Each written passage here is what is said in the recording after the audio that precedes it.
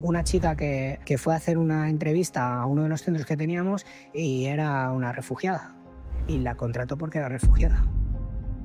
Al final tú dices, tú necesitas un profesional. Y entiendo que lo que estás haciendo es de buena gana, es porque tienes buen corazón. Sí. Pero es recomendable que contrates un profesional y esa plusvalía que vayas a ganar con ese trabajador que es profesional y que va a cumplir con tus clientes, que lo dones a causas sociales si tú quieres. Pero no puedes contratar a una persona y el principal motivo sea que es refugiado.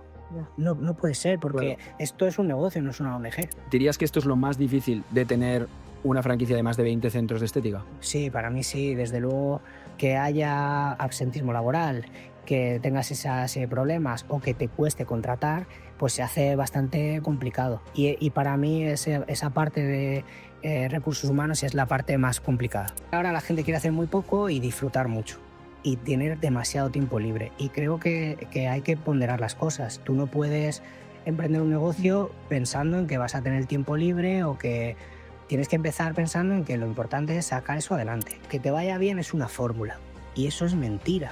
Es que no hay una fórmula, no da igual que te levantes a las 5, que te duches con agua fría o que hagas muchas dominadas. Es que no hay una fórmula para eso. Pero y eso no se quiere vender, que hay una parte de suerte.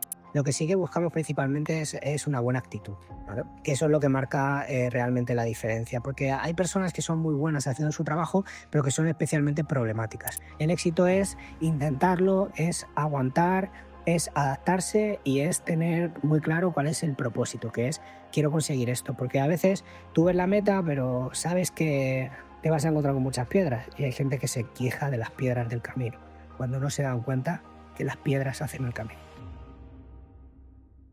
Forbes nombró a Lashes & Go como una de las franquicias más rentables en España para empezar desde cero un centro de estética. ¿Cómo se convirtieron en pioneros de este modelo de negocio tan único? ¿Cuáles han sido sus claves del éxito? Hoy lo descubrimos de la mano de su fundador. Muy buenas, Iván, ¿qué tal estás?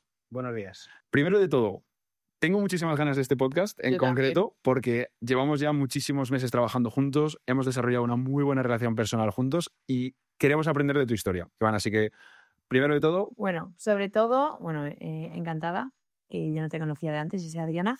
Queremos aprender mucho, sobre todo, de tu historia, para inspirar a nuevos emprendedores, para que os tengan de referente y que, sobre todo, quieran escalar al nivel que habéis hecho vosotros. Así que empieza contándonos un poco, pues, por qué elegisteis el sector estético y por cómo empezasteis.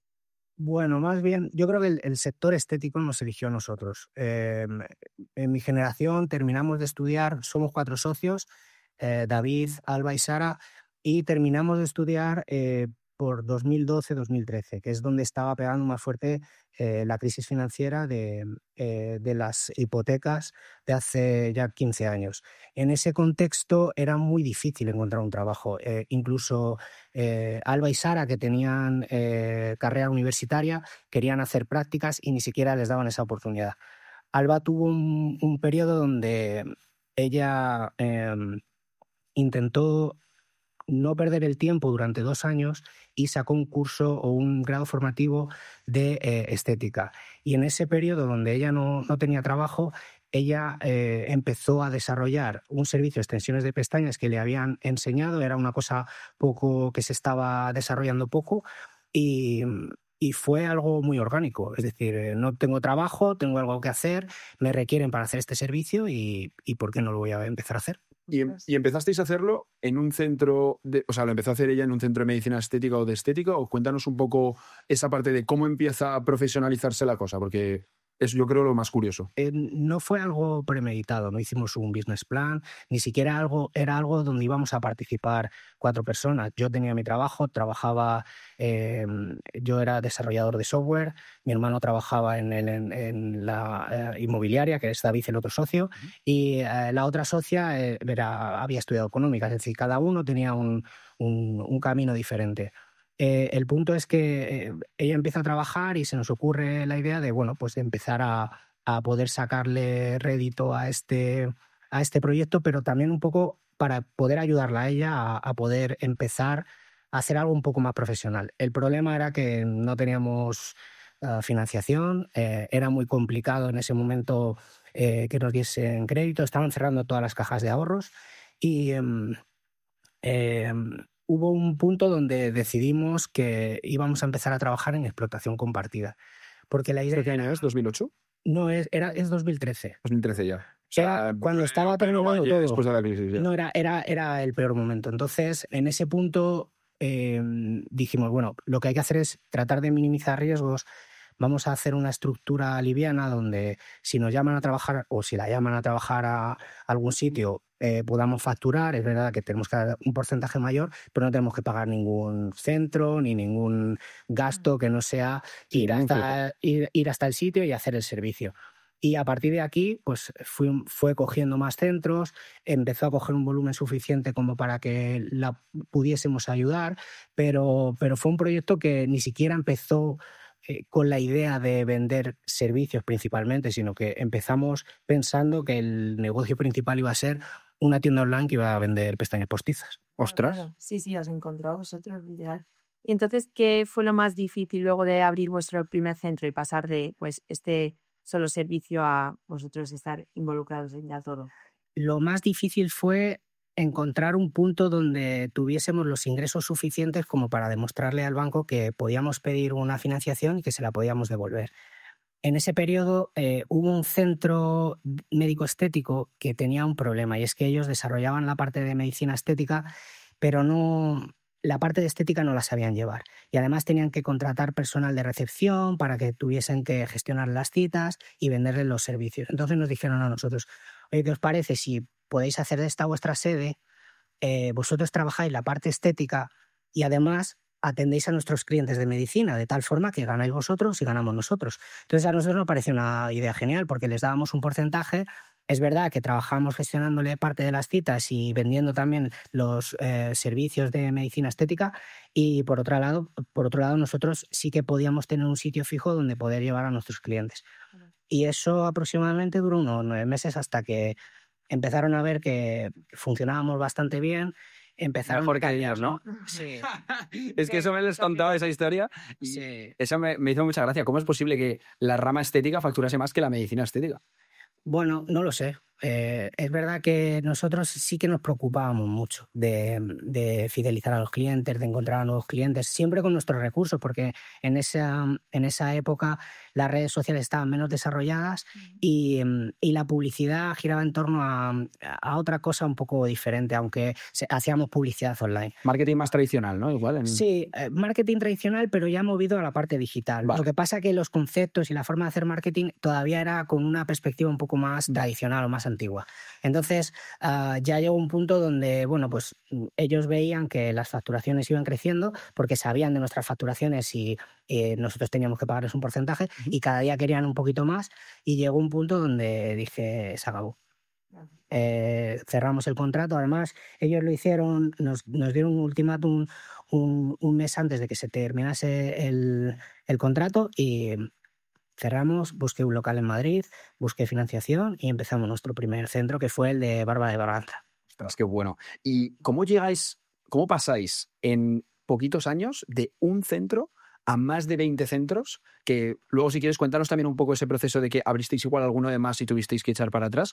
¿Cómo hacéis ese proceso de expansión explosiva a 20 centros?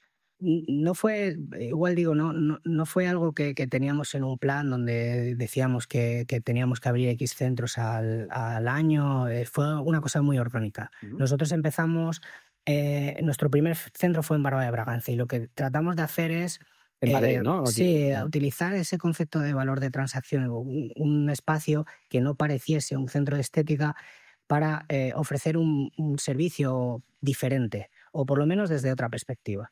Y nos funcionó muy bien. Había muchas clientas que venían al centro, que descubrían un centro de estética que era diferente y que ofrecía cosas diferentes. Además, nosotros estábamos en un nicho donde los servicios son de más alto valor.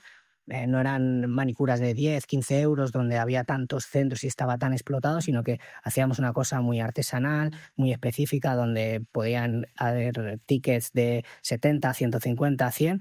Y hay muchas clientas que venían a hacerse esos servicios, que tenían interés por saber un poco más del negocio, y desarrollamos un proyecto de franquicia para tratar de vender ese proyecto.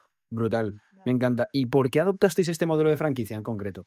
¿Qué es lo que os llamó a hacer franquicia en vez de expandir centros propios? Porque para nosotros era la forma más rápida de que los centros se abriesen más centros y porque nos parecía interesante el modelo de negocio de franquicia. ¿Qué es lo que os parecía interesante en concreto de ese modelo de franquicia? Bueno, nos daba una capacidad para crecer a un ritmo mucho más grande que si lo hiciésemos por nosotros mismos y además el riesgo era menor. También el modelo de negocio es diferente, no es solamente tener centros propios, sino tienes una estructura por detrás que factura dando otra serie de servicios, que es apoyo y gestión a los franquiciados. ¿Vale? Brutal. Y sobre esa expansión o crecimiento muy explosivo, ¿que sobre qué años es esto? ¿Desde que abrís el primero, en 2013? Sí, yo creo que la primera franquicia la abriríamos sobre el 2015. 2015. Cuando crecéis muy rápido durante muy pocos años, que incluso llegáis a abrir algún centro en América y ahí echáis un poco para atrás, cuéntanos sobre ese proceso de aprendizaje de crecer muy rápido centros, porque igual hay otros empresarios que quieren abrir centros, pero que cosas tienen que tener cuidado a la hora de crecer demasiado rápido. ¿Cuáles son las señales que viste, te dijiste, bueno, aquí vamos a lo mejor parar? Frenar un poco eso. Bueno, hay varias cosas, sobre todo que los sectores van cambiando y las cosas van cambiando y lo importante es ir adaptándose. Quizás hace 10 años, hace 12 años era muy complicado importar material desde fuera de España. Ahora se hace muy, muy sencillo porque tienes herramientas que te permiten directamente comprar a una fábrica y evitas intermediarios. Entonces, hace 10 años la historia funcionaba de una manera y ahora funciona de otra totalmente diferente. Entonces, ahora es un momento en el que hay que adaptarse. Y luego hay otra cosa muy importante que me di cuenta y es que tú tienes ganas de que eso salga bien y vas haciendo crecer la estructura y llega un momento que la estructura se lo va comiendo todo. Y tienes una oficina de 300 metros con 20 personas trabajando porque quieres hacerlo todo y quieres hacerlo todo perfecto y te das cuenta de que tienes que encontrar un equilibrio. Yo creo que hablando con otros profesionales me he dado cuenta de que esto pasa más de lo común. Esto es muy común, pero sí que es verdad que empiezas a invertir y empiezas a meter recursos y te das cuenta de que tienes que hacer un equilibrio, entender cuál es tu modelo de negocio y hacer las cosas sencillas, porque al final las cosas sencillas es la mejor de las sofisticaciones, o sea, algo muy sencillito pero muy, muy productivo y muy eficiente. Total. Y cuéntanos, cuando abréis este primer centro en América, ¿y cómo fue esa expansión o esa decisión? ¿Si fue correcta, no? Háblanos sobre esa decisión en concreto. Bueno, fue correcta porque nosotros, lo primero, teníamos muchas ganas de hacerlo. Vale. Nosotros cedimos muchísimo para hacerlo. A día de hoy, si tengo que hacer un acuerdo para abrir fuera de España sería totalmente diferente. Pero en ese momento lo que queríamos era abrir. No teníamos esas expectativas de ganar dinero, que es un poco la realidad que yo veo ahora mismo, es que la gente joven o la gente que quiere emprender un negocio está pensando ya directamente en el dinero. Y no es que no sea importante, porque es importante, pero nosotros lo que teníamos ganas es de hacer y de decir que teníamos centros en América y de poder tener esa oportunidad, porque para nosotros primero era la oportunidad y luego era el resultado. Entonces se puso en contacto una mujer brasileña con nosotros que estaba interesada en el concepto, pero que se lo querían llevar a Puerto Rico. Resultó que su marido pues, tenía negocios de franquicias, vinieron a España, se interesaron por el modelo de negocio y nos propusieron un acuerdo para llevárnoslo a Estados Unidos.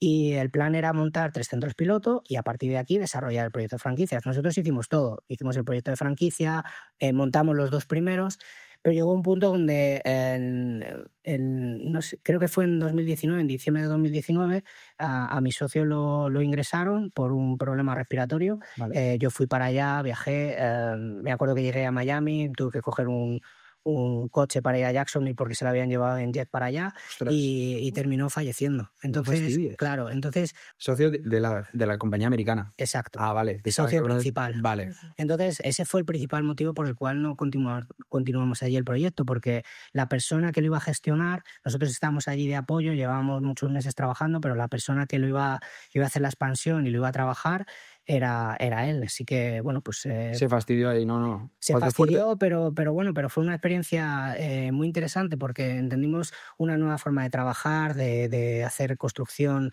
por ejemplo, para hacer la adecuación de los centros. También cambió un poco mi perspectiva respecto a cómo se gestiona el empleo, además en un sitio como en Florida, donde las cosas son tan abiertas y de repente yo recuerdo que había chicas que estaban trabajando con nosotros y se iban al descanso y cuando tenían que venir nos llamaban y es que le habían llamado a otro trabajo y dejaban el trabajo. Así de rápido. Sí, entonces nosotros, que íbamos pensando que eso era poco menos que el cielo en la tierra para los empresarios, dijimos, ostras, que también hay un punto positivo en el que la gente en España no haga este tipo de cosas porque te genera muchos problemas. Claro. Entonces, bueno, entendimos una nueva forma de vivir y de hacer negocios allí. Brutal. Ya, qué fuerte. Entonces, a día de hoy, ¿cuáles serían tus recomendaciones para nuevos propietarios de centros médico-estéticos que no mueran de éxito? ¿O dónde tendría que poner la importancia del foco? Bueno, yo tengo la experiencia de la franquicia y lo que sí que puedo ver es que una franquicia no deja de ser un negocio. Es decir, no es un plazo fijo, no es un fondo donde vas a recibir, es un negocio que tienes que atender, que tienes que cuidar a tus trabajadores, que tienes que cuidar a tus clientes. Entonces,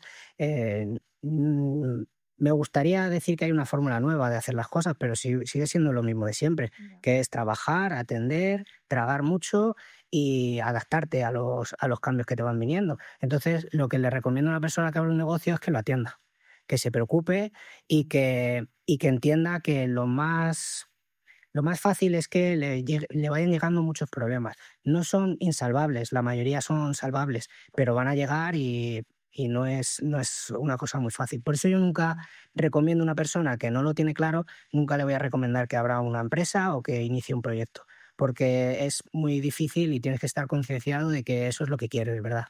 Buah, brutal. Y hablando de esto que estás comentando de que hay que meter todo el do de pecho de la persona que lo está abriendo, hay una duda que yo tenía que quería comentarte, que es, hay muchos centros o grupos de centros muy famosos como Centros Único, Centros Ideal, que al principio cuando estaban los hermanos fundadores o los fundadores básicos hasta que se vende a un fondo de inversión, siempre funcionan increíble, pero luego se pierde esa esencia, esa magia de cuando está la gente que lo ha fundado dentro, ¿no? ¿Por qué crees que desaparecen estos grandes grupos de centros estéticos o médico-estéticos?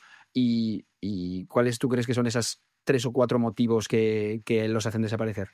No lo conozco personalmente, es decir, yo creo que cada uno tiene su motivo, pero la realidad es que esto es más común de lo que parece. ¿Vale? Hay muy pocas empresas centenarias que van a durar mucho tiempo, entonces todo tiene su punto y además a lo largo de los años los modelos de negocio tienen que ir evolucionando. Entonces, independientemente de que se queden los fundadores o no, la realidad de Centros Único no era la misma hace 15 años que ahora. Claro. Y luego es verdad que cuando tú tienes una barca es fácil cambiar de rumbo, pero Claro. cuando tienes un transatlántico cuesta mucho girar. Entonces, cuando yo quiero implementar una cosa nueva, no la tengo que implementar en un centro. Tengo que convencer a 20 clientes, a 30, a 40, a los que sean. Y eso es lo que se hace realmente difícil, que cuando otros centros pequeños de repente cogen una tendencia y la ponen en marcha y empiezan a funcionar con ella, a ti te cuesta mucho más porque no es un centro, son muchos centros. Entonces, tiene que haber una forma diferente de gestionar las cosas y ya hay mucha más burocracia en empresas grandes. Entonces, ellos empezaron con esa premisa de poder hacer lo que querían y adaptar su modelo de negocio y hacer lo que les daba la gana. Y luego cuando tienes clientes te das cuenta de que ya no es lo que te da la gana ni por los tiempos que tú quieres. A nosotros eso nos lo han dicho varias empresas. De hecho, una empresa muy fuerte con la que grabamos en Alemania, que dejaremos por aquí un vídeo que justo lo acabamos de grabar, que nos decía que nosotros somos como una Zodiac y que ellos son como un transatlántico. Claro, una empresa que factura 25 millones al año, que tiene mogollón de estructura de equipo, lo que tú dices, que les cuesta mucho moverse en cualquier dirección y que nosotros vamos corriendo porque al ser una empresa con menos estructura que ellos, pues podemos movernos fácil. Requiere mucho proceso, cualquier cosa. Sí, mucha burocracia. Sí, Claro. Entiendo por lo que me decís que vosotros estáis en la parte más romántica y más bonita del proceso. Sí. Que todavía nos faltan leches que darnos. No leches, es que todo tiene su punto. Igual no requiere el mismo esfuerzo mantener una Zodiac que un transatlántico. Claro, entonces está claro. Ahora yo creo que estáis en un momento ideal para poder probar muchas cosas, para poder cambiar, para retroceder si lo necesitáis. Entonces ahora estáis en un momento muy bueno, pero el camino es seguir avanzando, es decir, que no es quedarse ahí. Lo que pasa es que, bueno, pues igual que cuando uno tiene su primer trabajo o de repente ha ascendido y es directivo, Él empezó trabajando pensando que iba a ser directivo, pero cuando estaba ahí abajo y no tenía responsabilidades y tenía los compañeros y nadie le envidiaba porque tenía un puesto que lo único que tenía era compañeros agradables, que lo único que querían era llevarse bien con él y nadie le requería o nadie le estaba hablando para que le diese una oportunidad. Ya, Entonces, esa parte también es chula. bueno. Hay que aprender a disfrutar todo el proceso. me gusta.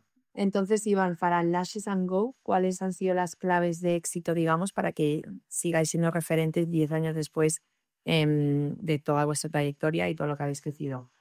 Bueno, nosotros, la realidad es que abrimos un nicho de mercado. Es decir, que cuando nosotros empezamos a trabajar las extensiones de pestañas era un producto muy poco conocido y había muy poquitos centros que lo ofrecían. O sea, fuisteis pioneros. Ahora, pero antes tampoco. Eso es. Entonces, tuvimos la oportunidad de asociar un poco el servicio de extensiones de pestañas a una marca.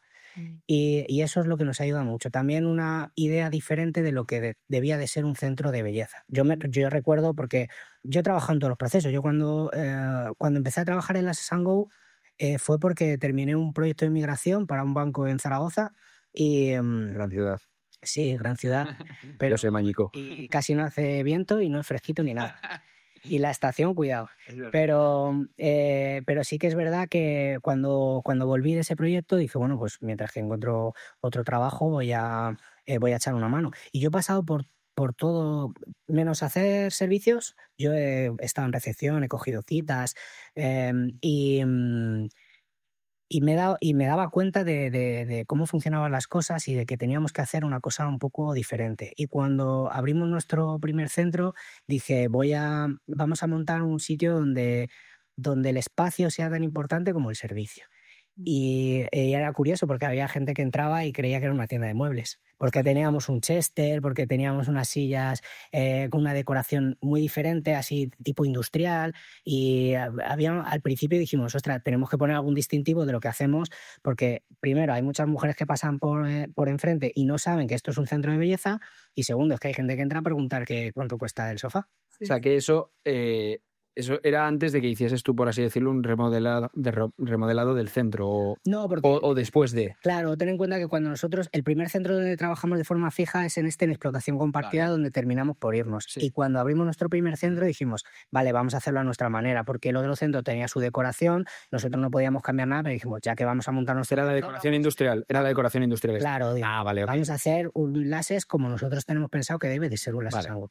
Vale, entendido. Porque sí, eso es una cosa que a nosotros nos flipó mucho cuando fuimos a vuestros centros, que tienen todos una estética muy parecida, que Sí. es una imagen de marca. Y relajada, o sea, Relajada que también. tienes la presión de me voy a hacer algo, no, estás, pues, Hmm. retoque. De todas formas, ahora hay muchos centros de extensión de pestañas que Os han copiado la estética. sí. Bueno, pero eso yo creo que es bonito. A nosotros también. No, está bien.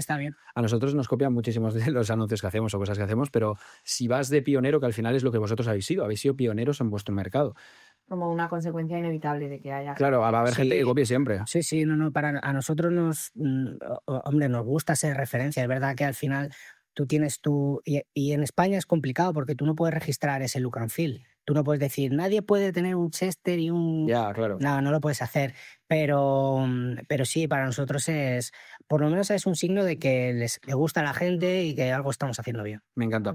Antes de seguir con el vídeo, decirte que si tienes una clínica médico-estética y quieres vivir una experiencia de aprendizaje y motivación única, con ponentes internacionales como Emilio Duró, Enrique Rojas y Silvia Oliete, entonces este evento es para ti. Clinic Summit es el evento del año para 300 empresarios del sector médico y estético, sobre cómo impulsar su negocio al siguiente nivel. El 7 de febrero de 2026, en ESIC Business School en Madrid, disfrutaremos de una experiencia de networking de alto nivel, ponencias de motivación, actitud y liderazgo y una experiencia de aprendizaje y crecimiento para tu negocio inigualable. Haz clic en el enlace de la descripción para reservar tu entrada para el evento. Volvemos con el vídeo. Y a nivel de claves del éxito, ¿dirías también tema costes de estructura bajos? ¿Dirías que es una clave importante para la gente que Sí. escala? ¿O crees que la estructura puede ser importante dependiendo del proyecto? Claro, si es un proyecto como de franquiciador, es diferente, porque realmente el negocio franquiciador no es el del centro de estética, es dar soporte a los centros de estética, proveerlos si quieres proveerlos o ser central de compras y luego pues proporcionar una serie de servicios como por ejemplo pues apoyo de marketing, formación, también aunque parezca un poco raro en este sector, pero investigación y desarrollo. Es decir, yo me he ido a Hong Kong, al Cosmoprof con Alba, a investigar proveedores y nuevas técnicas para hacer cosas. Qué Entonces, brutal, ¿eh? claro, es que al final decía, joder, vamos a meter algo, vamos a seguir metiendo cosas diferentes y lo vamos a hacer de la mejor manera posible. Y yo recuerdo hace 8 años estar probando máquinas que te hacían manicuras sin la necesidad de intervención humana. ¿Sí? Sí, todavía se hacía de aquella manera. Yo creo que no es algo que todavía está muy desarrollado, pero sí, o sea, de ver cosas muy chulas en Asia. Qué guay. Oh, guay. No, mola un montón, mola un montón. Y hablando de esto, que a mí me parece fascinante y de hecho quería dedicar una parte del podcast solamente al tema de modelo de negocio y claves para impulsar centros o grupos de centros de estética para que los empresarios que estén viendo este podcast se lleven ese valor. Primero te queríamos preguntar sobre un gran debate que nosotros hemos tenido a nivel interno en el equipo, que es la estética versus la medicina estética. ¿Qué rama crees que es más rentable, que aporta más valor y que en general te centrarías tú si empezases de cero? Y para futuros empresarios o empresarios que están entrando, ¿cuál de las dos ramas crees que es la más potente? No lo sé. Yo solo he trabajado la parte estética. La parte de medicina sí que conozco algún doctor y sí que conozco a algunas personas que tienen centros de medicina estética, pero entiendo que es un negocio diferente.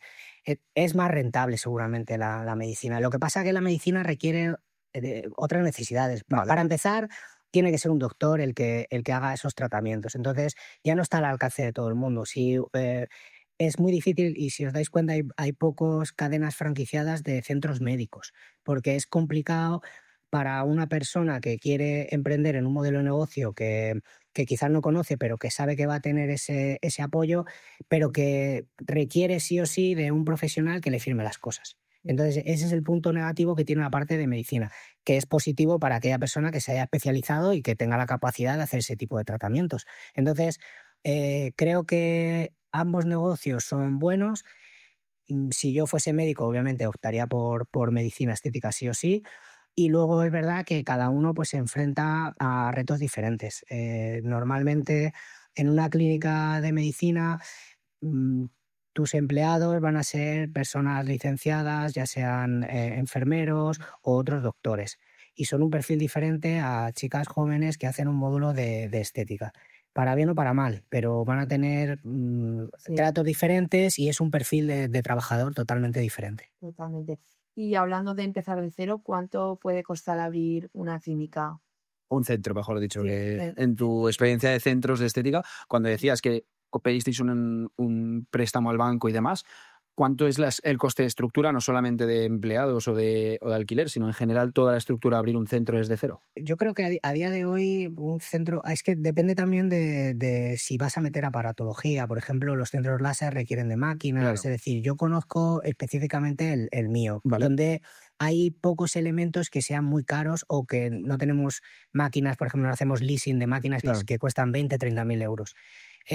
Nosotros para la primera vez que montamos un centro, a nosotros nos dieron un crédito de menos de 50.000 euros. Ostras. Y con eso empezamos, pero tuvimos muchos problemas para terminar. Básicamente porque me empeñé en un local que me encantó y cuando me pidieron garantías de compra y avales, de repente me había gastado 35 y no había ni empezado. Ostras. Entonces tuve que jugar mucho con el constructor y decirle, vale, vamos a ir por fases, no te preocupes, te voy a ir pagando. Y fue todo a golpe de pulmón y a golpe de fe. Es decir, eso terminó y yo no tenía dinero para pagar. Madre Lo que mía. pasa es que sí que tenía la voluntad de pagar y dije, yo te encuentro el dinero. Y además encontré una persona que me dijo, no te preocupes, que te espero. Y cuando... Eso cuando encima en pasó esa época, en 2013, cuando... también, era- tampoco le quedaba mucho más opción. Ya, no, Estaba no. creciendo un poco. Sí, sí, pero bueno, resultó que en el trato él entendió que sí, que iba a hacer todo lo posible y que lo primero iba a ser para él. Venga. Entonces, en ese punto sí que lo pudimos sacar adelante, pero entiendo que ahora es un poco más. Además, los costes de todo han cambiado bastante y ahora es un poco más complicado abrir un centro, o por lo menos un poco más caro. Un centro, para hacernos una idea, una cifra aproximada, sin aparatología y nada, ¿cuánto cuesta abrir un centro nuevo desde cero? Pues claro, el mayor coste es la obra. ¿vale? La obra civil. Y el problema de la obra civil es que no es lo mismo encontrarse un local en bruto que encontrarse un local que ya tiene una licencia y que ya ha sido un centro de estética donde lo que tienes que hacer es pintar, redistribuir, poner Ponerlo a 4 tu- cosas Claro. y ponerlo a tu gusto. Entonces, hemos tenido centros que nos han costado 15.000 euros Vale. y hay otros centros que han costado 150.000. Madre mía. Y no tiene que ver ni con el, claro. Y luego es verdad que cuando vendes un proyecto de franquicia, claro, el presupuesto no es solamente hacer el centro, sino llenar los almacenes de producto, los días de formación, el canon de entrada. Hay una serie de costes que no van directamente sobre el local o sobre abrir el centro, que serían costes que quizás un empresario que quiera abrir, o una mujer que quiera abrir un centro de belleza y que no lo quiera hacer con la modalidad de franquicia, pues seguramente se vaya a ahorrar. Y si empezases de nuevo y pudieses elegir entre franquiciado o modelo de negocio de todos los centros propios, ¿cuál crees que tiene más sentido para escalar? Hoy, Hoy, con lo que sabes, con lo que has aprendido del modelo de franquicia. si me lo preguntas hace 10 años, te diría centros propios. Hoy no. Hoy franquiciados es que este sector se está enfrentando a un reto muy importante, ¿Qué es? el absentismo laboral. ¿En serio? Sí, sí. Ayer me llamó una persona que tiene 5 personas trabajando, tiene 3 de baja y una estaba yendo al médico. Ostras. Claro, es que se para. O sea, que- Además es que a mí me preocupa mucho porque nosotros tratamos de alguna manera de montar un modelo de negocio, pero que gira en torno a darle trabajo a la gente. Es decir, yo tengo otras actividades y hay otras donde el motor no es el capital humano, es otra cosa. Claro. Entonces, a mí empiezo a ver grandes beneficios en eso. Y hay muchas empresas que tienen una parte de capital humano, call centers, personas que se dedican a vender, donde están empezando a elegir modelos de inteligencia artificial para cambiar todo eso, para optimizar el proceso y sobre todo también porque empiezan a entender que no pueden tener 100 personas en un call center y que haya 25 o 30 de baja sistemáticamente. Entonces, han subido los costes laborales, han subido los costes de alquiler, ni qué decir de energía y todo cuesta más. Los márgenes se reducen y vamos a tener que adaptarnos no solamente nuestra franquicia o nuestros centros, sino el resto de centros de belleza y sobre todo el sector va a tener que empezar a cambiar algunas cosas para adaptarse a esto que viene. ¿Dirías que esto es lo más difícil de tener una franquicia de más de 20 centros de estética? Para mí Y sí. que dependa tanto del capital humano. Sí, para mí sí, desde luego. Porque además estamos hablando de personal que necesita formación. Claro. Cuando tú abres una franquicia, por ejemplo, en nuestro caso en particular, no solamente necesitas una persona que sepa hacer manicura o extensión de pestañas, necesita que entienda y que interiorice bien tus procedimientos. Porque tú puedes saber hacer una hamburguesa, pero cuando te contratan en McDonald's tienes que hacer la hamburguesa del McDonald's, Claro. no la que a ti te gusta ni la que te comerías. Entonces, en este punto, que haya absentismo laboral, que tengas esos problemas o que te cueste contratar, pues se hace bastante complicado. Y para mí esa parte de recursos humanos es la parte más complicada. Ya, y yo creo que va a cambiar mucho en estos años. O sea, lo que se escucha de que búsquete un trabajo que no te lo reemplace un robot, pero es verdad, porque al final ya cada vez hay más opciones y cuando hay costes tan altos como el que haya tanto absentismo, pues Sí. es como algo a lo que hay que ir adaptando. Sí. Yo propondría búscate un trabajo y trabaja. ¿Sabes? A secas, ¿no? Sí, porque mira, hace poco estaba hablando con una amiga que trabaja en una cadena de tiendas donde venden productos deportivos al por mayor. Me lo puedo imaginar. Dale. Bueno, Pues eso. el logo es azul. Sí, es un sitio muy grande donde tiene mucha gente trabajando. Ahora la gente los empleados se cogen vacaciones y siempre, ha pasado todavía, yo también he trabajado allí. Sí. Puntualmente además en una campaña de Navidad. Sí. Pues necesitan gente temporal para cubrir julio y agosto. Y dice, es muy común, sobre todo de la gente joven, que se comprometan a hacer el verano, a cumplir esas bajas por vacaciones y seguramente el 31, bueno, seguramente no, me decía, el 31 de julio han venido 9 personas a decirnos, aquí tienes la carta, yo me voy de vacaciones. Ya. Tú imagínate que esa persona va a otra empresa, termina sus estudios, va a otro sitio y la persona a la que le dio la carta es la persona que tiene que hacer la entrevista. ¿Qué mensaje le estás dando? Ya. Cuando pueda me vas a dar una patada, no podemos contar contigo, no te sabes comprometer a nada. Entonces yo entiendo que ahora sí que se valora más el tiempo libre y ha cambiado un poco el paradigma de cómo debemos de vivir. Pero sí que es verdad que lo que noto es que hay una falta de compromiso y unas expectativas muy infladas de lo que supone vivir. ¿A qué te refieres con eso de expectativas infladas? Porque yo creo que ahora la gente quiere hacer muy poco y disfrutar mucho y tener demasiado tiempo libre. Y creo que hay que ponderar las cosas. Tú no puedes emprender un negocio pensando en que vas a tener tiempo libre o que tienes que empezar pensando en que lo importante es sacar eso adelante. Nosotros cuando empezamos decíamos, bueno, y algún día sacaremos algo de esto. Pero no era una cuestión de decir es que necesitamos sacar, sino que entendíamos que ese era el proceso. Pero ha cambiado un poco la forma de Sí, se ha pensar. cambiado el esfuerzo recompensa a la proporción de Sí. cada uno. Ya la gente Sí. piensa en poner muy poco esfuerzo y esperar recompensas enormes.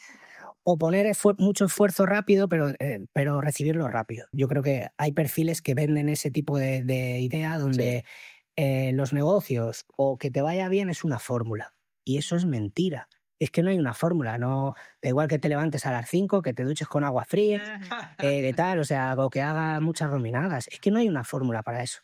Porque también influye mucho la suerte. O sea, yo he sido una persona muy afortunada donde he elegido ciertas cosas o me ha tocado vivir ciertas cosas que me han favorecido muchísimo. Yo siempre cuento que yo cuando empecé a trabajar al final de la crisis donde las cosas estaban muy mal para trabajar, pero también estaban muy bien para invertir. O sea, antes te podías comprar una cosa por 7 que ahora vale 20. Ya. Entonces, y sin embargo, el que se compró en 2005 lo compró por 20 y en 2014 lo tenía que vender por 7. Ya. Entonces, en el momento en el que te pilla, las oportunidades, es el momento y eso también influye mucho. Y eso no se quiere vender, que hay una parte de suerte. Claro, totalmente. No, y lo del esfuerzo y trabajo duro sin ver resultados, o sea, totalmente. En Market Labs no vimos un euro hasta año y medio de empezar la empresa prácticamente y de prácticamente pérdidas ese primer año y pico, como muchos centros, que de hecho Sí, era lo que yo te quería... Es lo normal. Claro, yo te quería preguntar, ¿qué factores, habiendo pasado ya por el camino, ¿no? de haber tratado con más de 20 centros, ¿qué factores dices que influyen más en la facturación y los beneficios de un centro de estética? Aparte del factor humano, que ya hemos hablado. Bueno, principalmente la localización y la gestión. Porque al final el resto del modelo de negocio es el mismo. Y cuando tienes una franquicia y tienes muchos centros de referencia, te das cuenta de que hay uno que puede ganar 1 y hay otro que puede ganar 10. Claro. Y dices tú, venden lo mismo, tienen la misma exposición en Internet, tienen Tienes la todo misma igual. técnica, es que tienen todo igual. ¿Qué es lo que cambia? Puede cambiar donde esté localizado el centro, que Sí. puede que te pueda tener un poco más de afluencia o lo que sea, Sí. y sobre todo la gestión.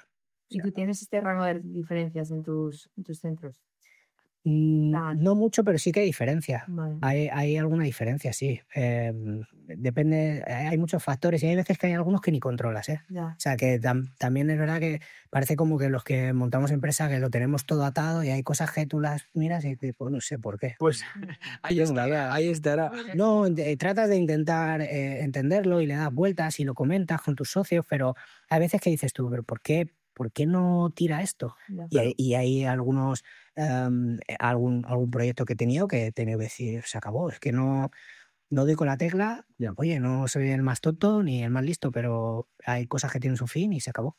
¿Qué buscas tú a la hora de abrir un nuevo centro? ¿O qué es algunas directrices básicas a la hora de encontrar una buena localización de centro? Por si hay algún empresario que está pensando en abrir. Bueno, hay algunos factores además, hace no mucho teníamos un software que nos permitía machear algunas características importantes, como por ejemplo la renta per cápita, el paso rodado, el paso peatonal, y hay algunos factores y los comparaba con las facturaciones, de tal forma que podíamos ver qué patrones se repetían en aquellos centros que facturaban más. Es verdad que eran cosas exógenas, o sea, cosas que venían de fuera del centro. Hay una parte muy importante, como os digo, que es la gestión, que no valoraba ese software y que, bueno, pues nos daba algunos datos, no todos, y que teníamos que aprender un poco pues, a juntarlo con el perfil de persona que lo estaba llevando. O sea, que ahora mismo a la hora de ver, por ejemplo, voy a abrir un nuevo centro. A la hora de elegir la localización, ¿hay algún dato en concreto que sea el primero que mires o estos que nos has comentado? Como en todos los sitios hay zonas premium y zonas de segunda y zonas de tercera. Sí. Y obviamente una zona donde tenga mucho paso va a ser mejor, pero nosotros tenemos un modelo de negocio que no es un restaurante donde alguien busca la localización y dice, bueno, soy de allá, pero estoy acá y necesito comer, sino que trabajamos mucho con clientes de proximidad Claro. de la zona. Entonces, bueno, pues... Influye mucho, ¿no?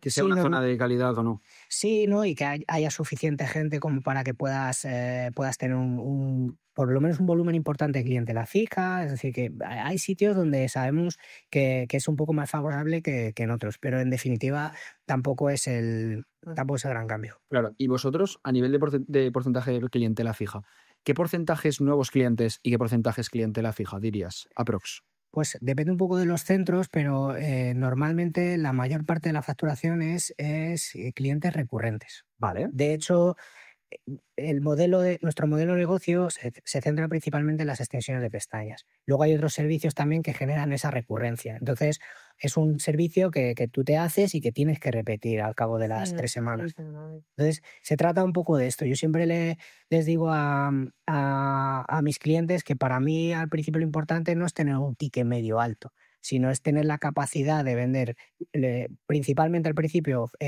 servicios fidelizables, es decir, que el cliente venga pero que luego tenga que repetir.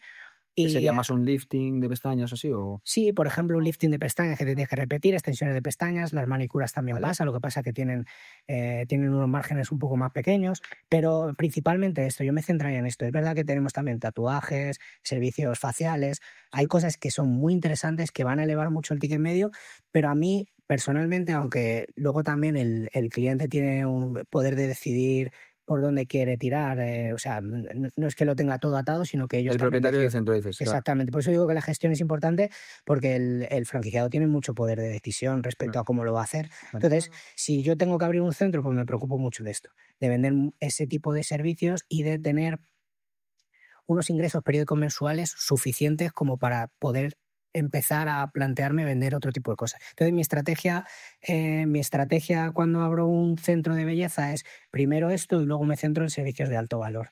De tal forma que, oye, llegados a un punto donde ya tengo unos clientes de promedio, pues normalmente suelen ser, depende de los centros, entre 300 y 400 clientes.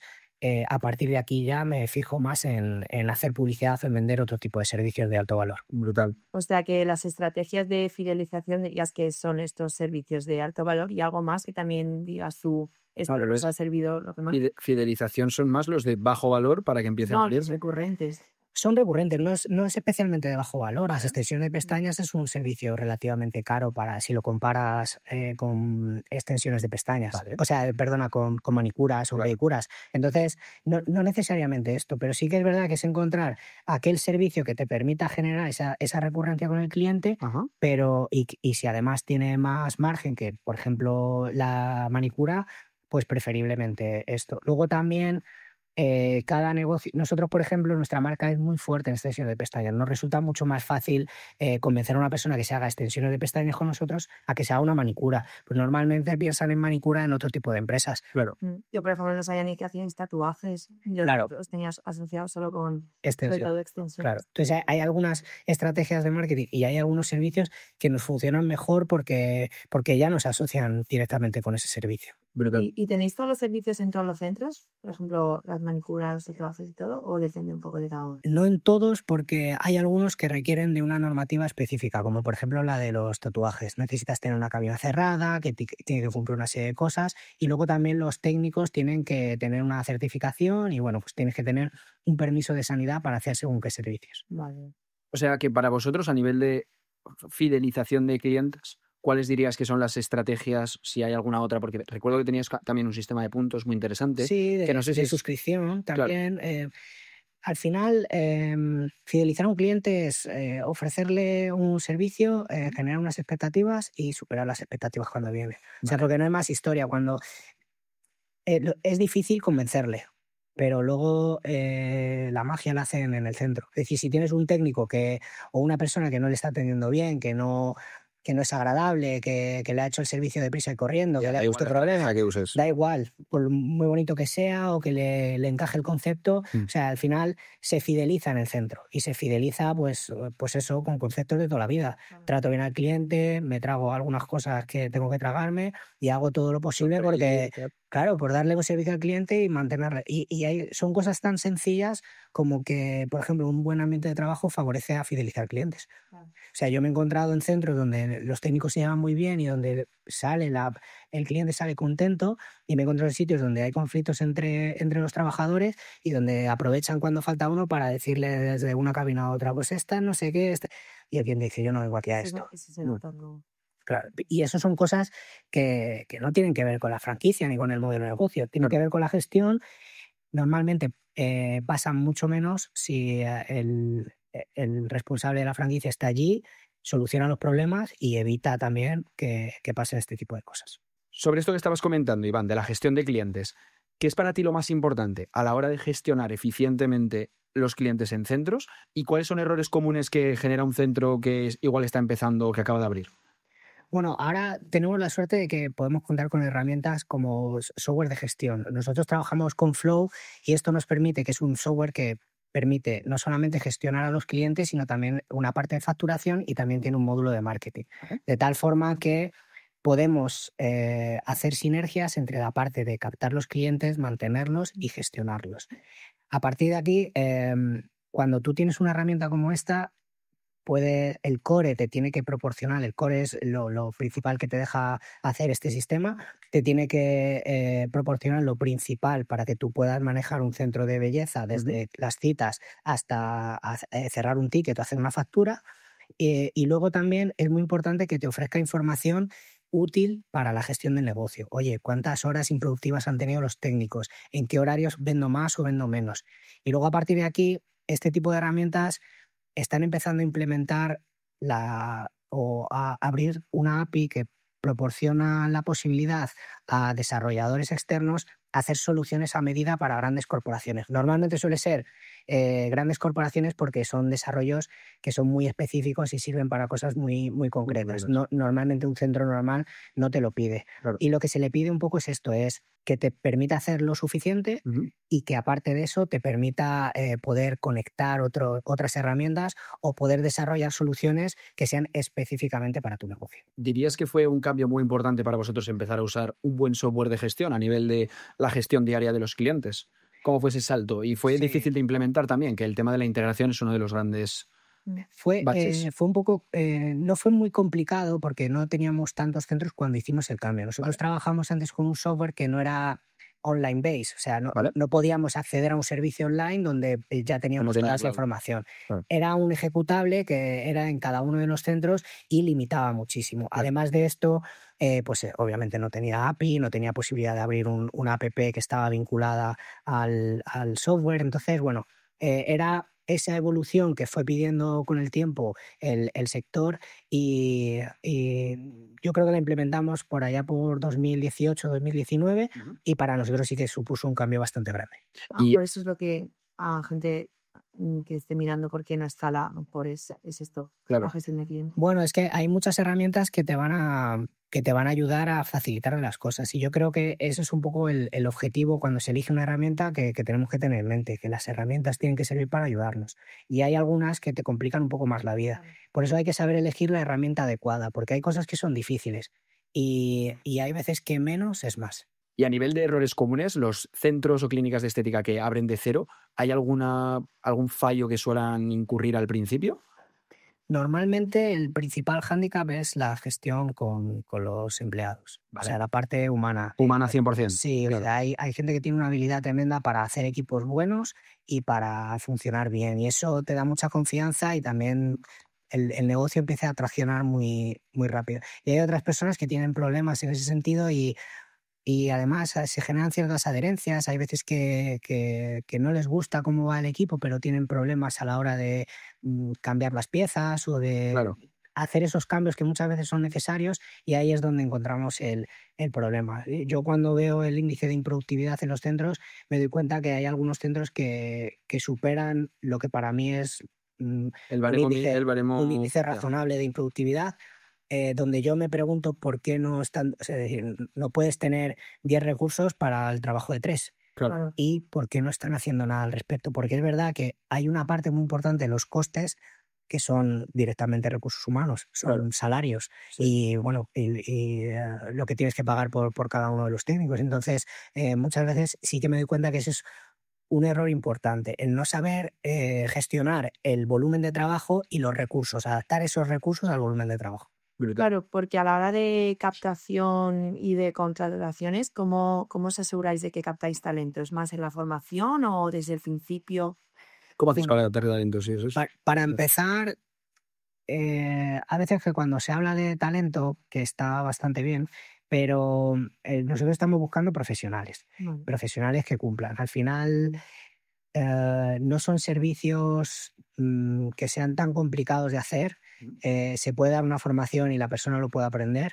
Lo que sí que buscamos principalmente es una buena actitud, ¿vale? Que eso es lo que marca realmente la diferencia, porque hay personas que son muy buenas haciendo su trabajo, pero que son especialmente problemáticas.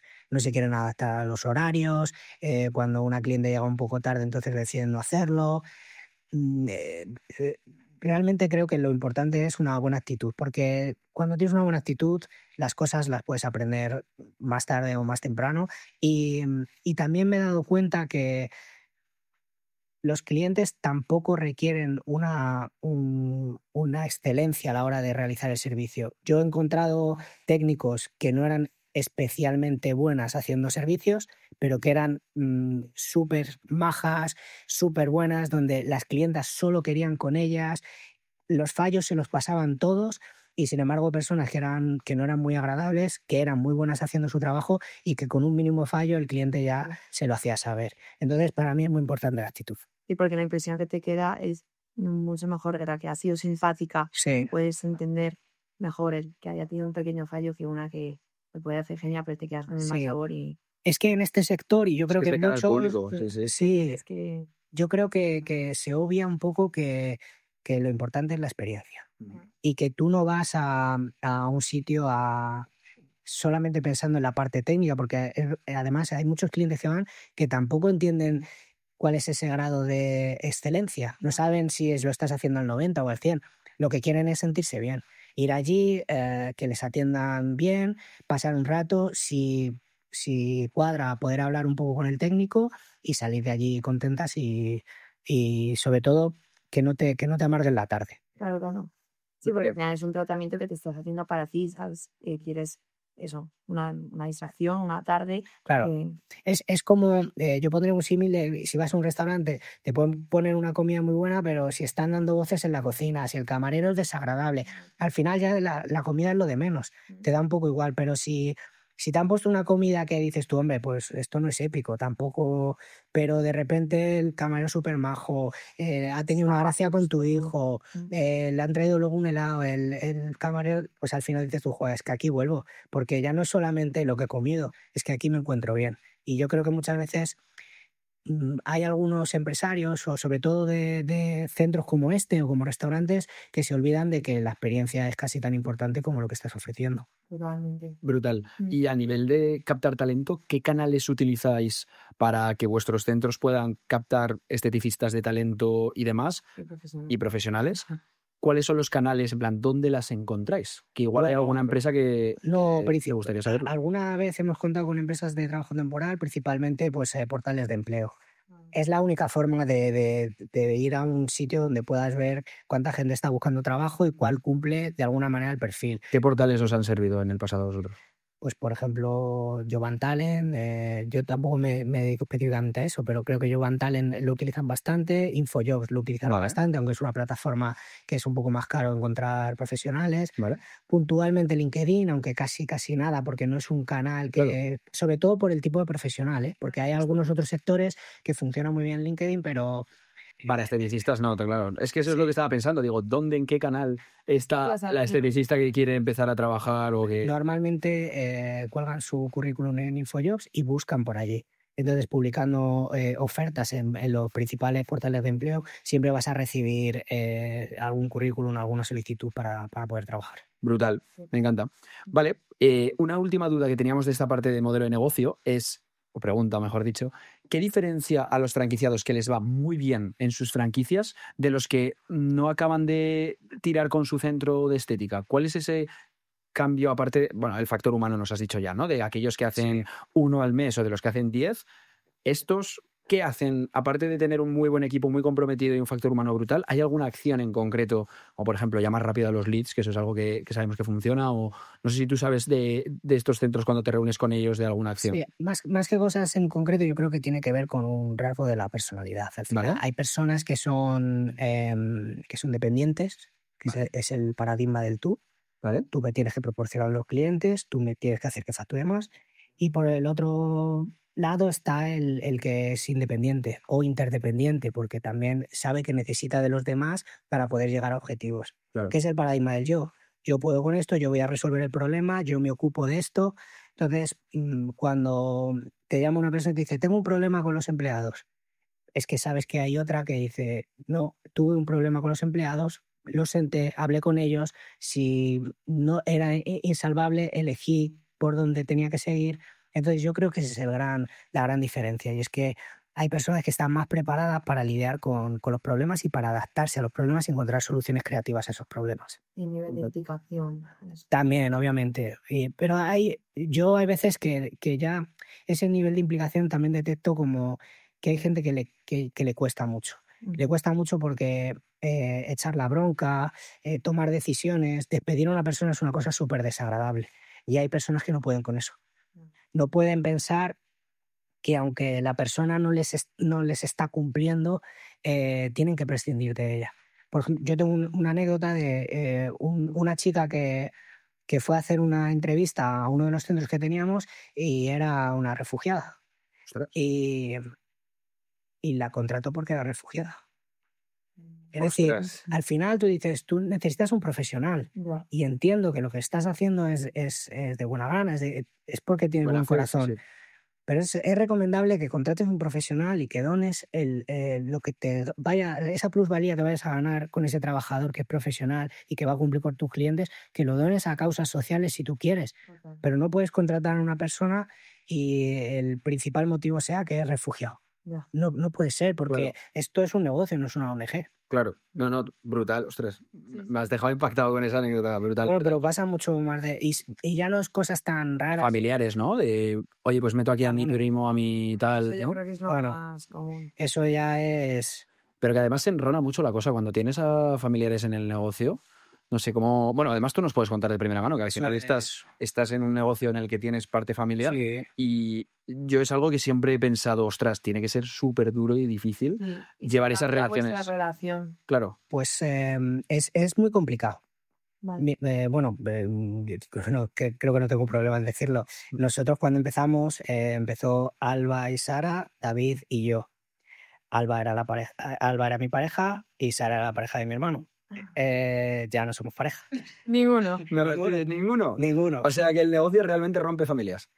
No rompe familias. O sea, el tiempo pasa y el negocio en este caso no lo ha roto. De hecho, a nosotros nos ha ayudado mucho porque es posible que si fuese un socio de fuera hay cosas que no haces por esa persona. Sin embargo, nosotros lo hemos tomado desde otra perspectiva. Pero he visto, o sea, hemos contratado amigos. Claro. He visto otros negocios con familiares y es muy difícil. Yo, por ejemplo, mi hermano y yo somos gemelos. Siempre hemos estado juntos en el colegio, tenemos el mismo grupo de amigos. Me acaba de llamar, es decir, que Sí. ya hablamos 5 veces al día. En mi vida había discutido con mi hermano. Solo he discutido con mi hermano un par de veces fuerte con el tema del proyecto este que tenemos en común, aunque él tiene otras actividades también. Y llegamos al punto de decir, hay que saber gestionar esto porque lo que no puede ser es que un proyecto profesional pues te estropee la relación. relaciones Y personales. debemos de aprovechar la parte buena y no la parte mala que tiene emprender en familia, que tiene también su parte buena. Claro. Sí, puede tener mucho beneficio por un lado, pero claro, es saber gestionarlo. Claro. Tener la madurez que a lo mejor habéis tenido en algún punto de decir, a ver, vamos a parar aquí un momento. Sí. Y No, hay que saber parar y hay que saber entender que hay prioridades. Hay unas cosas que van primero de otras. Me encanta. Vamos a la parte tercera del podcast. Iván, yo en esta parte, como eres el responsable de marketing de Lashes & Go, había planteado una serie de preguntas para aportarle valor a los empresarios que nos estén viendo sobre branding, captación de clientes y redes sociales. Entonces, primero de todo, me gustaría que hablases de cuáles son aquellos perjuicios de tener un mal branding en tu marca de grupo de centros de estética o de medicina estética, y tener un mal branding o tener un branding inexistente, si crees que puede hacer que tus campañas funcionen peor, o cuáles serían algunas claves que darías tú para crear una marca top desde cero. Bueno, lo primero, la diferenciación, ¿vale? Creo que ahora hay muchísimos impactos de marketing, hay muchas empresas y llegar primero o hacerlo de una forma diferente, pues te da Ventaja. puntos, te da ventaja. Sí. Entonces, nosotros sí que tuvimos la suerte de elegir empezar a desarrollar un modelo de negocio que estaba poco desarrollado y donde podíamos hacer un branding que además el servicio se asociase también un poco a la marca. Entonces, en ese sentido sí que tuvimos mucha suerte. Es verdad que depende un poco del modelo de negocio. Si ahora vas a hacer una marca de zapatillas deportivas, te va a ser muy complicado pelear con otras que ya Con tienen... Nike. Ya. Claro, y además tienen una historia y tienen muchos recursos.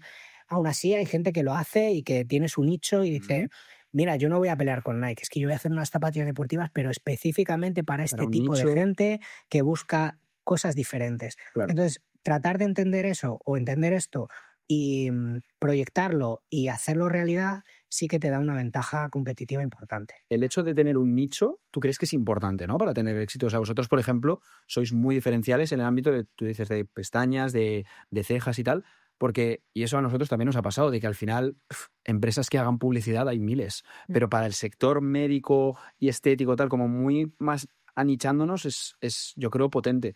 ¿Tú crees que el nicho y el tener una clave concreta en la que tú eres el mejor en este tratamiento o en este tal es importante, y hacer ese hincapié en tu branding? Es que el que es bueno en todo no es bueno en nada. Claro. Y al final, cuando tú te especializas o cuando tú buscas un nicho específico, te especializas en algo específicamente. Y eso el cliente lo valora.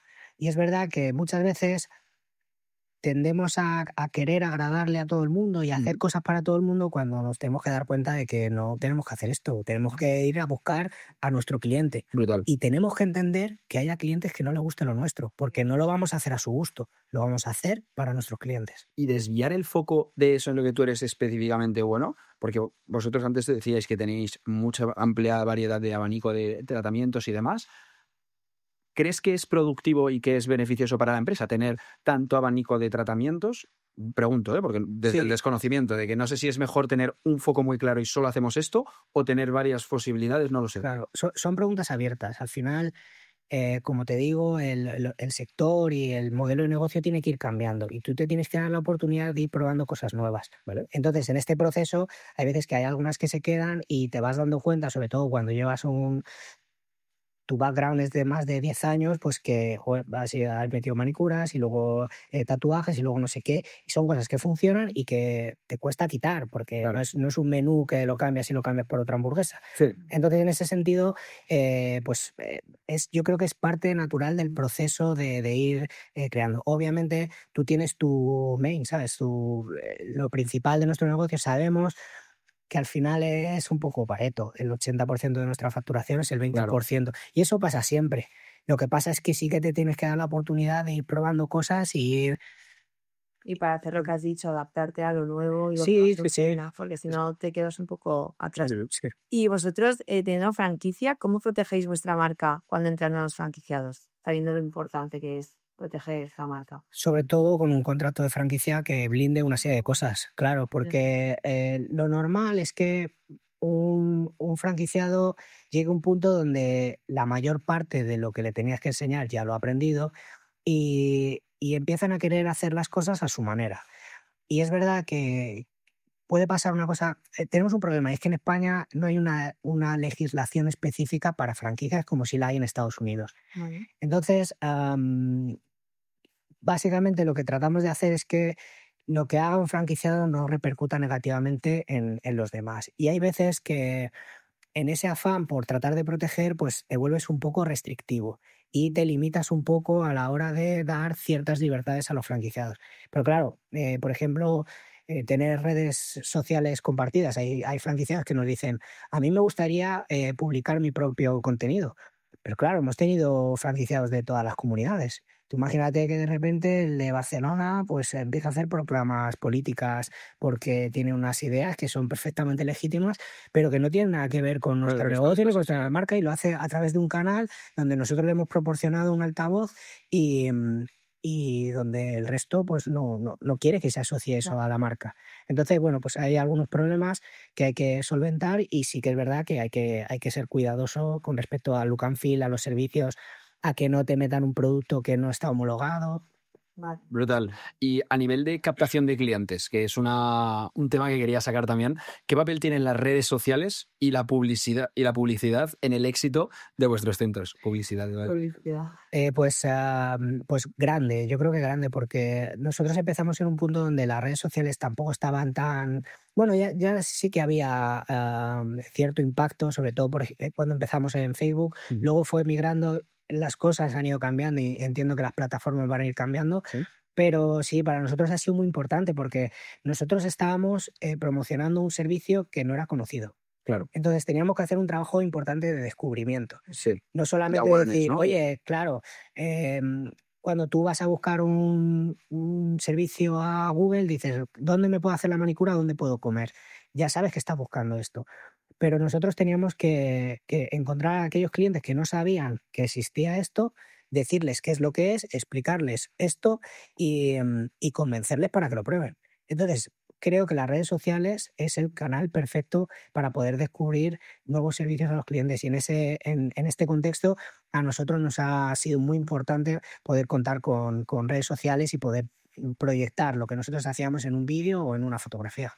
Os ha ayudado contar con nosotros, con el equipo de Market Labs, durante más de 10 meses que llevamos ya a impulsar vuestra captación de clientes, Iván. Sí, sobre todo es un paradigma diferente, y es lo que digo de adaptarse. Al final, cuando llevas tanto tiempo y sobre todo mi idea de las redes sociales o la visión que tengo yo respecto a esto es diferente, y está también condicionada no solamente por el círculo donde me muevo, sino también por mi edad. Y sé que la gente joven utiliza las redes sociales de otra manera y entiende las redes sociales desde otra perspectiva. Sí. Y es importante también entender que una persona que está empezando y que tiene una idea que puede ser igual de interesante, igual de potente que una persona que lleve 40 años en el sector y que le haya ido bien, pero que quizás la forma que tiene de hacerlo pues se está quedando un poquito atrás. Brutal. O de transmitirla. ¿Y qué dirías que es lo que más te ha gustado de trabajar con nosotros, Iván? Va, mójate, cuéntale a la gente cómo es trabajar con Market Labs desde dentro. Pues a mí me ha resultado muy, muy positivo, sobre todo por esto, porque nosotros, cuando tienes un modelo de negocio como el nuestro y quieres publicar todos los días contenido, al final llega un momento donde te empiezas a repetir mucho, y yo tengo mis ideas, pero me resulta muy raro, o más bien, más que raro, difícil hacer cambios radicales respecto a la forma que tengo de pensar las cosas.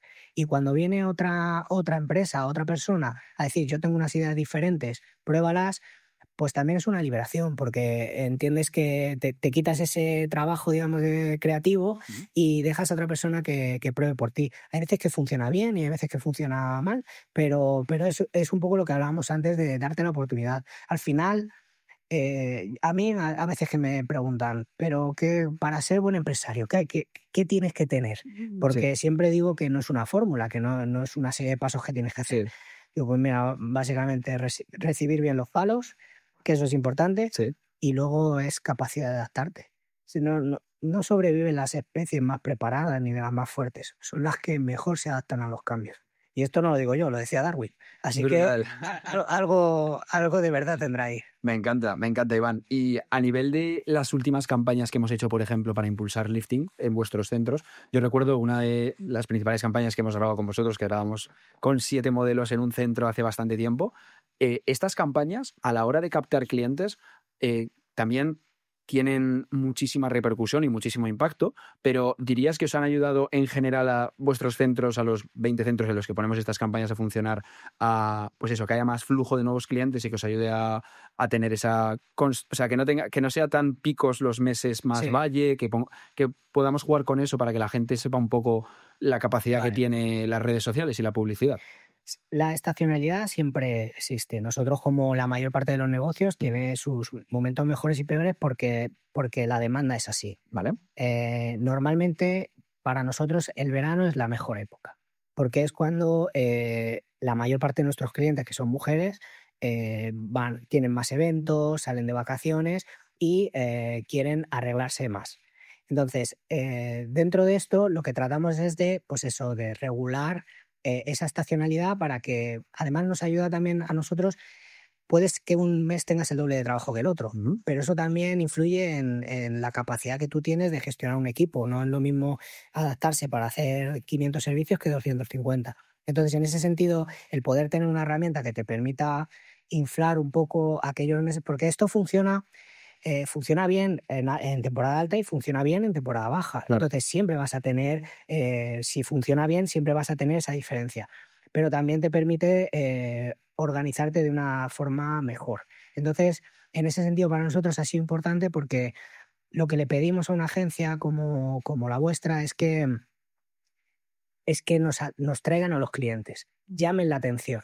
El resto tiene que ser cosa nuestra. Es decir, vuestro trabajo no es fidelizar al cliente, ni que se le llame en el momento. Podéis dar soluciones que Bueno, la ayuden a que... instantaneidad de WhatsApp, de la IA y tal, eso sí que es verdad que ayudamos, pero Pero lo es que tú verdad dices, que tiene que ser una sinergia entre vosotros que captáis esa atención y nosotros que canalizamos esa atención y luego terminamos por completar el servicio y completar esas expectativas Claro. del cliente. Entonces, el especializarse, es decir, contar con una persona que es especialista en captar la atención, si tú eres especialista en cumplir con esas expectativas, al final se vuelve pues un trabajo de win-win y interesante para ambos. ¿tú lo recomendarías a otros empresarios el trabajo nuestro de Market Labs? ¿Crees que es recomendable que trabajamos bien y qué es lo que más te gusta del trabajo de Que nosotros? esté en este punto de saturación de tengo que crear mucho contenido, no tengo tiempo. Sí, o de quiero captar más clientes para mi centro o para mis empresas o...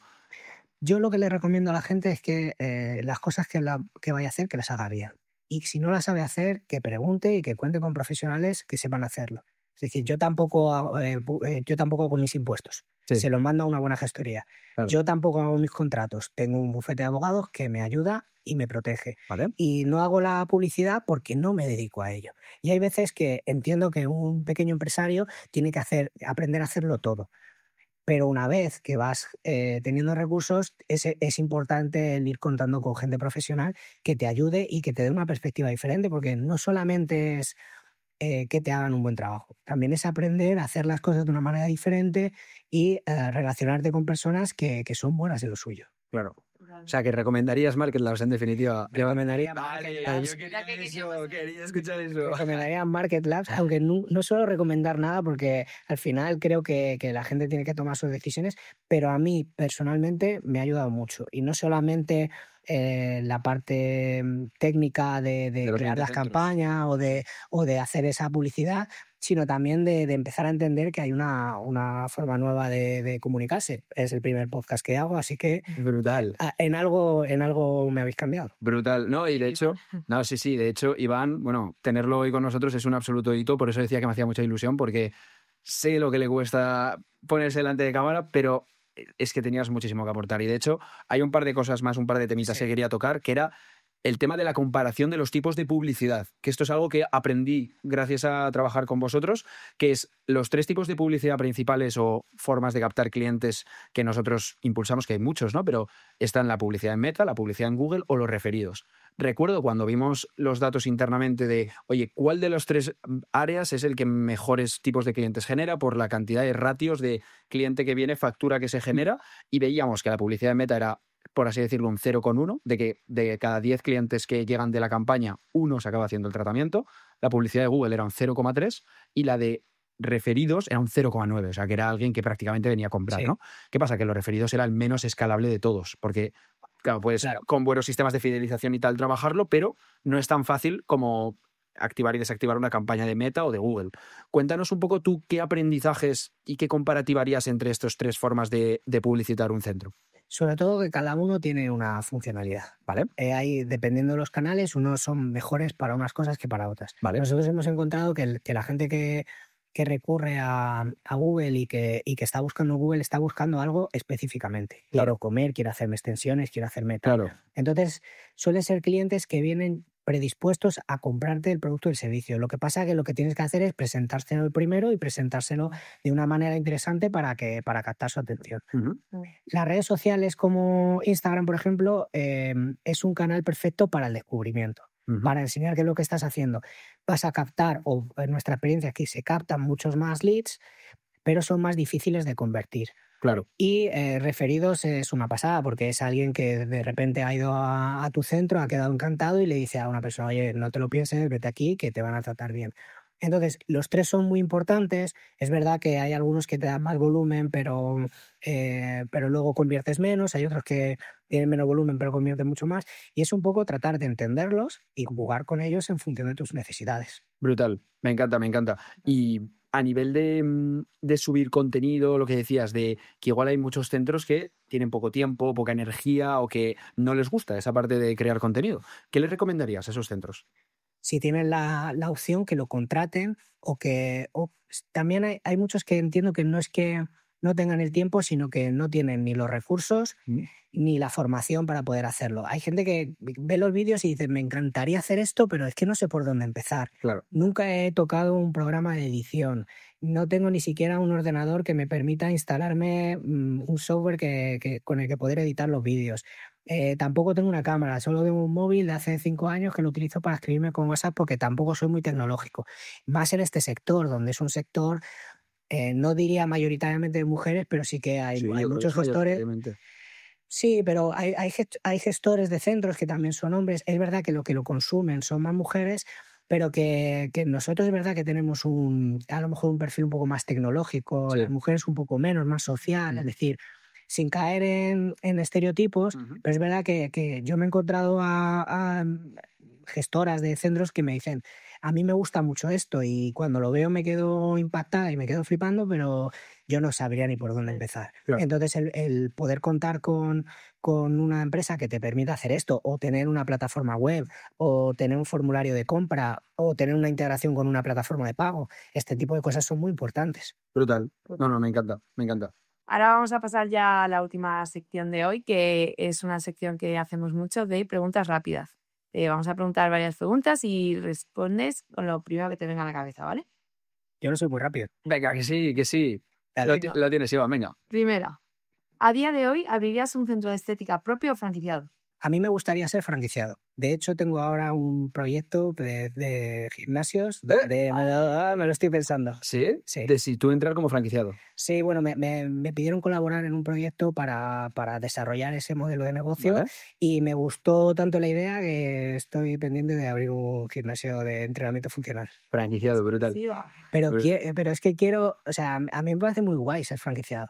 Entonces, quiero sentir la experiencia de ser franquiciado y siempre he estado acostumbrado a hacerlo todo, a desarrollar los proyectos desde cero. Y quiero tener un modelo de negocio donde me ayuden en la parte de fuera y solo me tenga que preocupar de mis clientes. Entendido. Sobre todo la parte de branding, de publicidad, y que yo solamente tenga que cuidar bien a mis clientes. Brutal. Y quiero entender cómo funciona eso y me apetece ser franquiciado. Pero Guay. no diría que no abriría un centro o sea, que habría un centro propio, pero sí diría que en este momento me apetecería ser franquiciado. Brutal. Qué guay.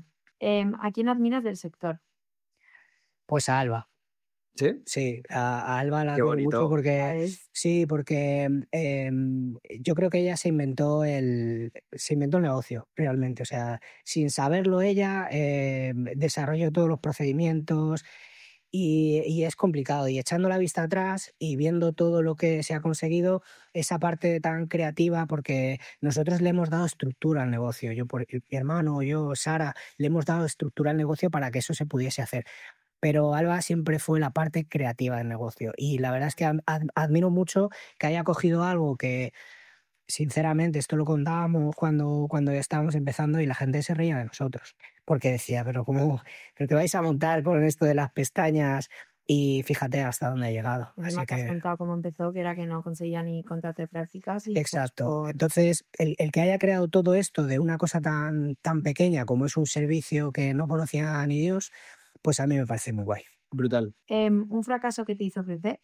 Bueno, los fracasos más grandes que he tenido ha sido a nivel personal con gente con la que llevaba trabajando tiempo y que me han defraudado. Esto es normal cuando montas una empresa y te va a pasar tarde o temprano, pero a mí personalmente es lo que más me cuesta. Entonces, en ese punto sí que es verdad que aprendes un poco a distanciarte. Por eso os decía que ahora estáis en un momento muy bueno, porque todo es positivo y llega un punto donde inevitablemente te tienes que separar para poder tomar las mejores decisiones. Brutal. ¿Cómo ves la Session Go dentro de 5 años? No sé a la Go, pero yo veo al sector teniendo que hacer cambios muy, muy importantes. Porque creo que estamos llegando a un punto, sobre todo en la parte tecnológica y también la que hemos hablado de recursos humanos, donde tienen que empezar a cambiar las cosas para que los empresarios vuelvan a encontrar un margen suficiente como para poder poner este tipo de negocios en marcha. Entonces creo que estamos en un momento donde adaptarse a esos cambios, aprender a hacer una buena publicidad y aprender a encontrar herramientas eficientes que te permitan escalar a un volumen un poquito más alto, me parece que es inevitable y que los que no se adapten a esto van a tener serios problemas. ¿Crees que va a haber muchos centros de estética que van a desaparecer en los próximos años? Yo creo que sí. Yo creo que sí, que se van a consolidar aquellos que se adapten bien a estos cambios y el año que viene empezó hace poquito Ticket Buy, que es que bueno, pues básicamente es que se tienen que reportar cada factura a Hacienda en tiempo real. Esto ya el año que viene es una realidad, esto está pasando ya. Yo he hecho implantaciones en Chile y en Argentina para este tipo de requerimiento y bueno, pues sabemos un poco cómo funciona el sector. Hay mucho dinerillo en negro, vamos. No lo sé si habrá dinero negro o no, pero yo sé que hay gente que lo va a pasar mal. Bueno, con esto finalizamos las preguntas rápidas y pasamos allá a lo último, que son nuestras preguntas clásicas que les hacemos siempre a nuestros invitados. Son 3 preguntas, ¿vale? La primera, y esta es siempre mi favorita. La historia más loca que te haya sucedido en la Session Go. Bueno, una sí graciosa. Pues una vez la chica de contabilidad me despertó y estaba durmiendo debajo de la mesa después de un día de fiesta. No fastidies. Sí, trajo un café y me dijo, venga, pabilate que hay que currar. Sí. Brutal. Sí. ¿Y alguna clienta que se haya vuelto loca en algún centro? ¿Has visto? Wow, muchas. Muchas. Gracias a Dios no tantas, pero situaciones de gestionar o que se quieren ir sin pagar y este tipo de cosas. Además, que he gestionado yo personalmente y faltas de respeto a los técnicos, de clientas que venían endiosadas y que hay que poner en su sitio. Es decir, me ha pasado. Estando en los centros, fuera de los centros, eso son cosas que cuando trabajas en un negocio de cara al público, pues de vez en cuando pasa. La mayor parte de la gente es encantadora, educada, pero siempre, por probabilidad, siempre hay gente que se sale un poco del tiesto y donde tienes que poner a la gente en su sitio, está claro, está claro. ¿Cuál es vuestro mayor truco o secreto a la hora de captar clientes para vuestros centros? Aparte de trabajar con Market Labs. Sí, bueno, pues esto, utilizando las herramientas de forma eficiente, tratando de hacer sinergias para que no que cada uno de los centros tenga que invertir de manera individual, sino que haya ciertas cosas que se puedan repartir y que haya, por ejemplo, contenido o proveedores de servicio que se puedan pagar con un fondo común y sobre todo, pues eso, seguir intentando cambiar las cosas y dejando funcionar aquello que funciona y cambiando aquello que no funciona. Me encanta. Y bueno, ya nos has dado varias durante este podcast, pero una lección que hayas aprendido recientemente. La única lección que le daría yo a una persona que quiere emprender es que lo primero, que emprenda si quiere emprender. Lo segundo, que es complicado el mundo del emprendimiento. Trae muchas cosas positivas, pero también trae muchas cargas que tiene que valorar, que no hay sobre todo lo que he repetido varias veces, que no hay una fórmula. O sea, yo sé que en Internet hay muchos perfiles que te tratan de vender como una serie de pasos para conseguir el éxito. Y esto, los que hemos montado empresas y me relaciono con muchas personas que tienen empresas más grandes o más pequeñas, esto no se nos ha dado a ninguno, con lo cual dudo que se le vaya a dar a otra persona. Entonces, básicamente, el éxito es intentarlo, es aguantar, es adaptarse y es tener muy claro cuál es el propósito, que es quiero conseguir esto, porque a veces tú ves la meta, pero sabes que te vas a encontrar con muchas piedras y hay gente que se queja de las piedras del camino, cuando no se dan cuenta que las piedras hacen el camino. Brutal, brutal. Mensaje inspirador, me encanta.